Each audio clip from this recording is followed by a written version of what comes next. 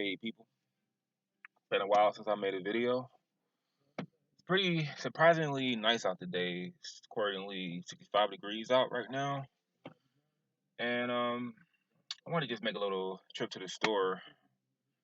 You know, um as soon as I get back in, I'm gonna look for some jobs because, in this day and age with this Joe Biden presidency, seems like you need to have a little bit more over you need to make a little over 30,000. I don't know, man. It seems like everything's going up. The price of groceries has increased. Gas has tremendously going up in price. Um, I just put a little bit in yesterday, and I feel like it's almost gone now. But I wanted to just speak on this topic because we as people, we evolve. We evolve a lot with our views, intellectually. We evolve physically, mentally, and I'm coming to this conclusion about myself that I'm not a conservative like I thought I was. I'm not conservative, and I'm gonna drive to the store. I am not a conservative at all. And you're probably wondering, how did you come to the conclusion that you're not a conservative? Well, a little bit like this. So, I was one of those people who would just who would base a lot of their views, like a lot of the stuff they believed in. If someone was running for president, right?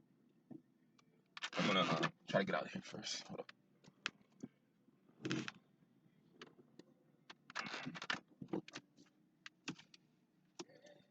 up. It's nice out today. All right, so when Donald Trump ran for president, there were just like three things that I actually was all for. And it just seemed like, you know, the right thing to go for everything else, even when I had no knowledge on what it was, because that's a lot of people. A lot of people, they don't really know, they're very ignorant on a certain topic, but they'll say they're for or against this when they don't even know what it is.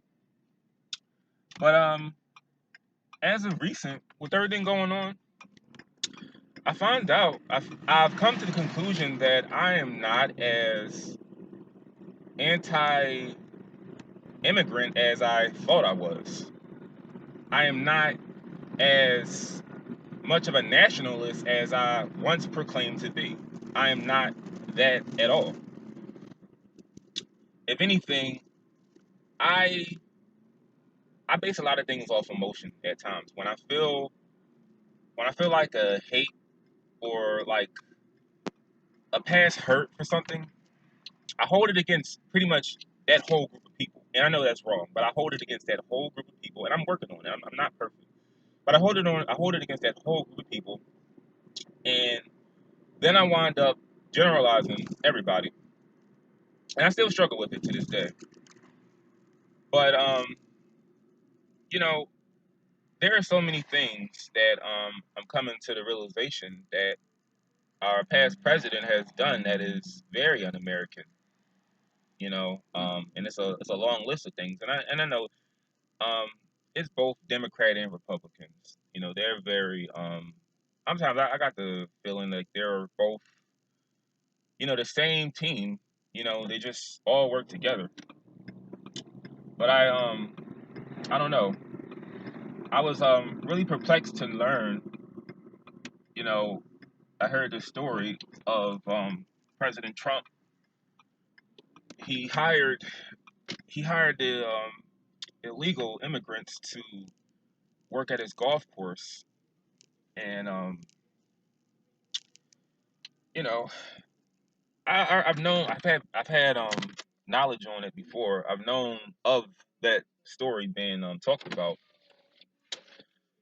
but I'm hearing other stories about his dealings with like China and other countries, and I just straight out just say it. There's a lot of things when I voted for him that I just didn't know much about, and it was all based on emotions. Like that's why I say when you vote for someone, have enough information on that person before you cast a vote because I'm pretty sure a lot of his base support, which are let's be honest, like just Southerners, because like I said, still in spite of everything I'm saying now, I still don't believe in that once concept that I once did in racism. But a lot of white men who feel like their jobs are being snatched from them by migrants or people that you're going to call them illegal immigrants. I don't really know the correct term to use, but people, when you feel anger in you, when you're angry, and someone can speak the language that you want to hear, they can utter the words that can make you feel good at that moment. You're going to just disregard every other thing this person does or says. You're like that person goes off on emotions. But I've come to the realization that at this point in my life, I don't really have a stance on illegal immigration because I had this conversation with a coworker about it. We were talking about the all the people, Joe Biden's going to let in. I think it's 41 million undocumented immigrants. That number's correct. And I said to myself one day because I was listening to this. I listened to both conservative and liberal talk radio, and this guy David, I think it's David Pacman or something, Pacto, whatever his name is, the guy from Argentina. He was interviewing Jesse Lee Peterson, and I'm still a fan of Jesse Lee Peterson. But Jesse Lee Peterson was interviewed by him, and you know, he really didn't have a understanding of a lot of the things that Trump was doing at the time, and that's a lot of people, both left and right. They don't really understand the damage that these politicians are passing.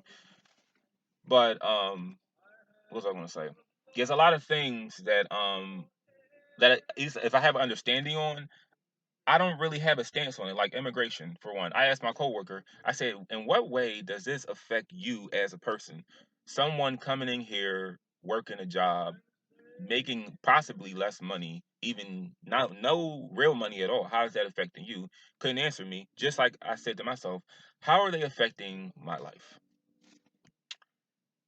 Same thing with abortion. Like just voting for Trump, you feel like you have to go for the whole pro-life stance when you say, "Oh, all life matters." You can't determine someone else's fate. The potential life of another person is only God's choice.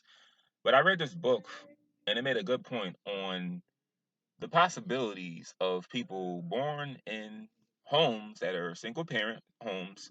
They have a stronger possibility of going to jail, and we pay more money, I believe 25,000 a year on each inmate. Now, that's a lot more money than keeping an abortion clinic open. And you got to understand too, it's like every person's whole purpose on this earth is to contribute to society.